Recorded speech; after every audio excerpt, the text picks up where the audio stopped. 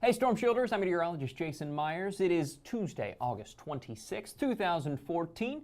It looks like we're in for a pretty quiet, severe weather day. Yesterday wasn't all that bad. We actually saw a few instances of some severe weather across the country. A lot of wind in parts of Illinois and Indiana, one single tornado in Colorado, and a few hail reports. Looks like in Kansas. As for today, we're still seeing a few showers and storms this morning across parts of Iowa and Kansas as well. The upper level flow of things is still, we have that big upper level low over Nevada right now, and then that digging into the western part of the country.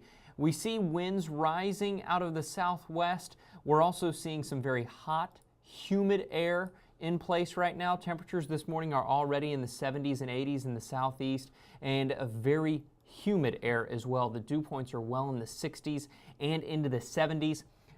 We see a drop-off, a little bit of a boundary cutting through parts of Iowa, Nebraska, and Kansas right there, where the dew points go from well into the 60s down into the low 50s, and it's going to be along this boundary where we see some thunderstorm development throughout the day today. Right here are the forecast models, and this morning seeing a few showers and storms riding right along that boundary, and as we head into the afternoon and evening, we continue to see more storms popping up. And it's along this boundary that cuts across Colorado, Nebraska, Kansas, and Iowa that we have the best chance to see a few, and I do mean just a few, instances of some severe weather. Notice nobody is under that slight risk category for today.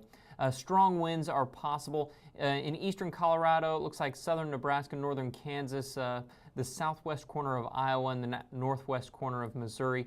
And we could also see some strong winds where Nevada, California, Arizona, and Utah all meet. As for hail, about the same risk area for either, but again, the chances of these actually forming are pretty slim. We're looking at a pretty quiet, severe weather day.